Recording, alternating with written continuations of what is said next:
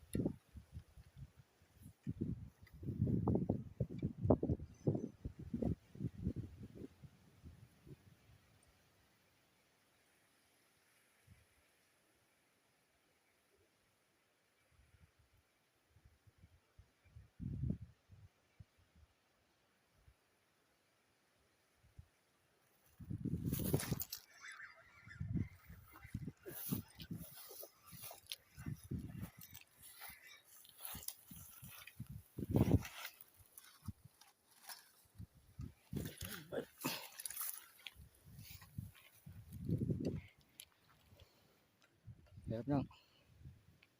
แต้มสวยๆครับนี่แต้มครับ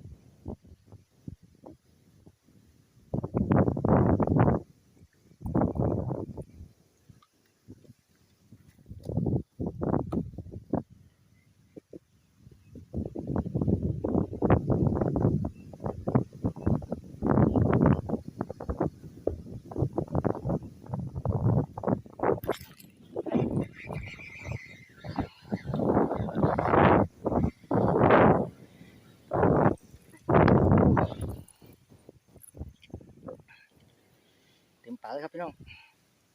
ก่อนจะกลับครับใส่สวยๆครับ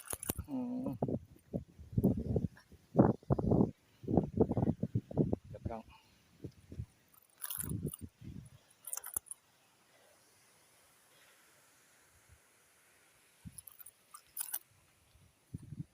เต็มคอเลยครับ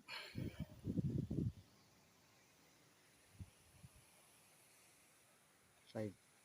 สวยครับครับบรรยากาศนั่นครับพี่น้อง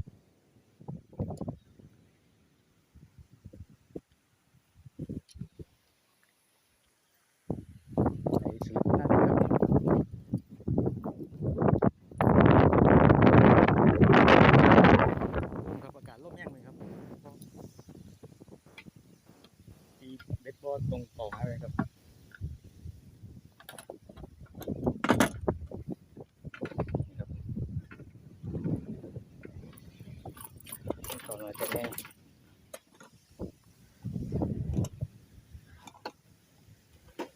ตายก็มีครับพี่น้อง3 4 5 แต้มครับพี่น้องครับนี่ก็ฝากกดไลค์กดติดตามกดแชร์ด้วย